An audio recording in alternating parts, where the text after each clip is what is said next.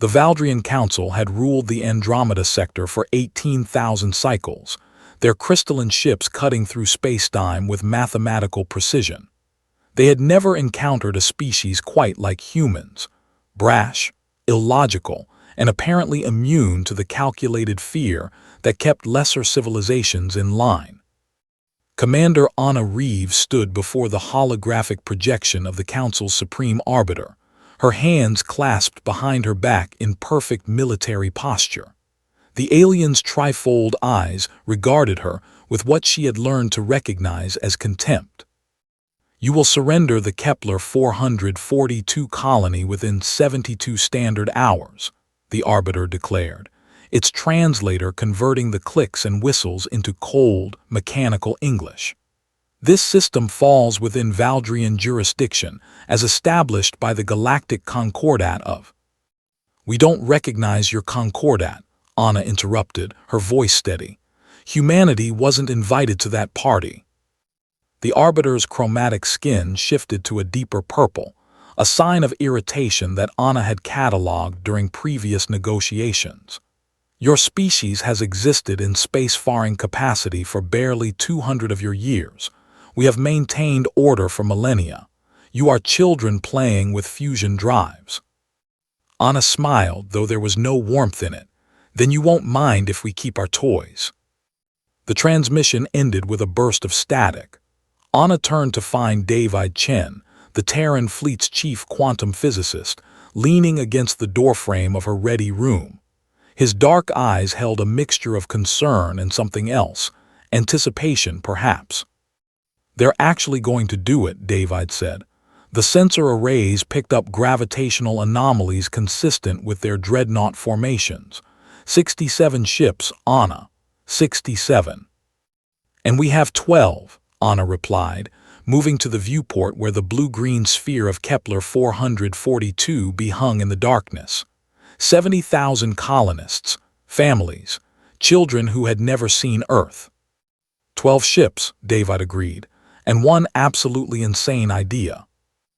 Anna had known David since their academy days at Tycho Station, back when humanity's greatest achievement was a semi-permanent settlement on Mars. He had been the theoretical genius. She had been the practical one who turned theories into action. Together, they had pioneered the Alcubierre-Chen drive, the technology that had finally given humanity the stars. "Show me," Anna said. David pulled up a holographic schematic that filled the center of the room. The model showed a star system, but something was wrong with it.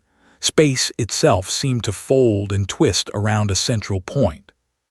"The Valdrians use quantum-locked navigation," David explained, his fingers dancing through the projection, highlighting pathways of bent space-time. "Every ship in their fleet is connected through entangled particles. It's what makes them so coordinated, so precise." "I know how they fly, David. I've read the briefings." "But you haven't read this." He zoomed in on a section of equations that scrolled past faster than Anna could follow. "When I was developing the warp field equations, I discovered something. A specific frequency of gravitational waves can cascade through quantum-entangled systems. I thought it was just mathematical noise, a quirk of the calculations." Anna's eyes narrowed, "But it's not noise." "It's a weapon," David confirmed.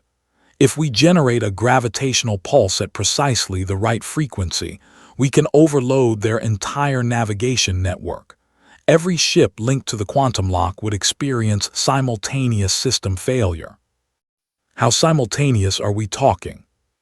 "Instant across their entire formation. They'd be dead in space.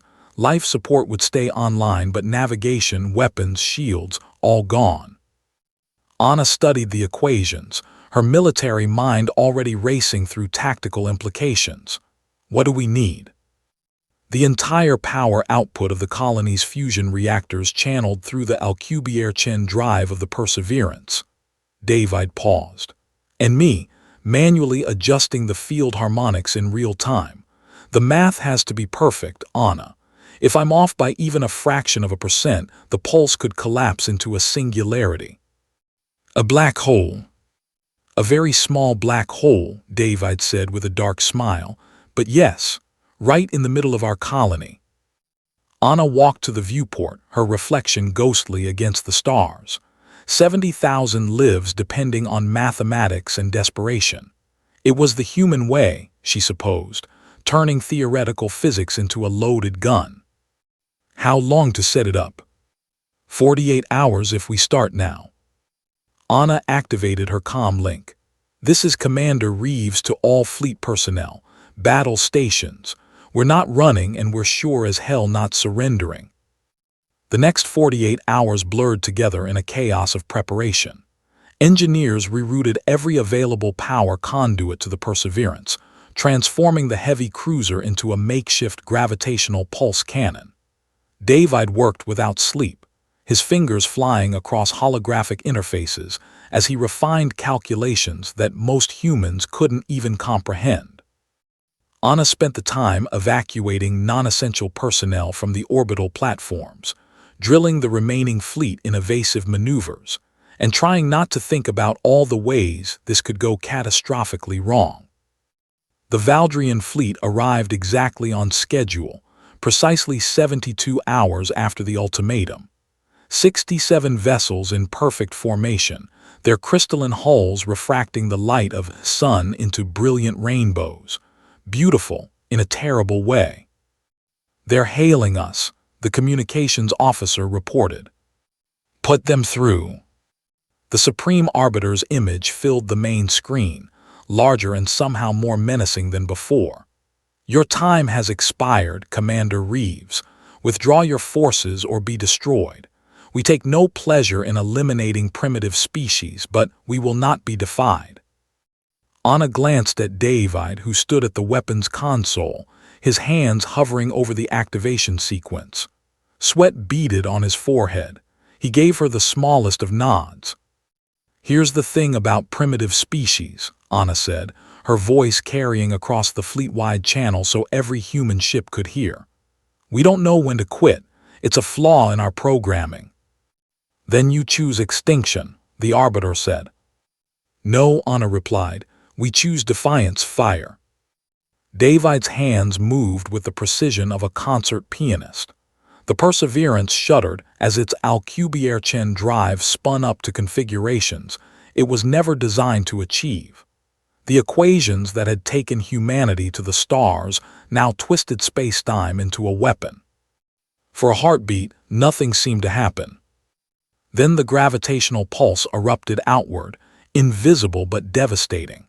It moved at the speed of light, a precisely tuned wave of distorted space-time that raced toward the Valdrian formation.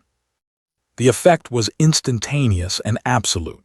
67 ships went dark simultaneously, their quantum-lock systems overloading in a cascade failure that no redundancy could prevent. The Valdrians had built their fleet on the principle of perfect coordination. Humanity had just turned that strength into a fatal weakness. "Target their flagship," Anna ordered. "Conventional weapons, let's make sure they understand."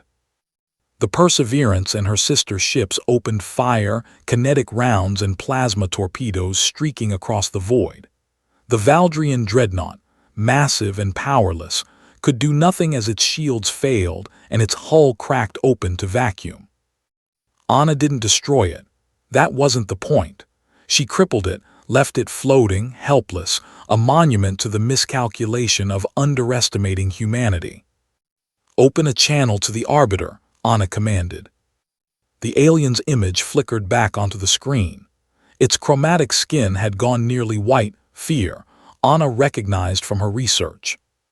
"You violated the laws of physics," the Arbiter said, its translator struggling to convey what might have been awe or horror. "That weapon should not exist." "And yet," Anna said softly, "here we are. You wanted to know what humans are capable of when challenged. Now you know, we don't play by anyone's rules but our own." David had collapsed into his chair, exhausted but grinning. The gravitational pulse had worked perfectly. No black hole, no singularity, just pure, elegant violence. "Your fleet will be restored to partial power in approximately 6 hours," Anna continued. Enough to limp back to whatever hole you crawled out of. When you get there, I want you to tell the council something for me." The arbiter said nothing, simply waited. "Tell them that Kepler 442 is ours. Tell them that humanity doesn't surrender, doesn't negotiate, and doesn't forgive threats against our people. And tell them that we have 12 ships here, but thousands more building in Earth's orbital yards." Anna leaned forward. "Tell them that if they ever challenge us again, we won't stop at disabling their fleet. We'll come for their homeworld." It was a bluff. Humanity didn't have thousands of ships, but the Valdrians didn't know that. All they knew was that a species they had dismissed as primitive had just done the impossible. "The galaxy will hear of this," the arbiter said, its voice barely a whisper. "Good," Anna replied. "Make sure they do." The transmission ended. Around the bridge, the crew erupted in cheers, but Anna remained silent, watching the disabled Valdrian fleet drift in the darkness. They had won, yes, but she understood what this meant. Humanity had just announced itself to the galaxy not as explorers or diplomats, but as warriors. David appeared beside her, still trembling with adrenaline and exhaustion. "We did it," he said. "We did," Anna agreed. "And now the whole galaxy knows what happens when you back a human into a corner. Think they'll leave us alone?" Anna watched as the Valdrian ships began their slow, humiliating withdrawal. "For a while, but they'll remember this day. They'll remember that we don't break, we don't bend, and we sure as hell don't run." "Good," David said. "Let them remember." And across the Andromeda sector, transmitted through quantum channels and hyperspace relays, the message spread. Humanity was no longer a curiosity to be dismissed. They were a force to be reckoned with, illogical, unpredictable, and absolutely unwilling to be challenged. The galaxy had learned its lesson. Humanity had arrived.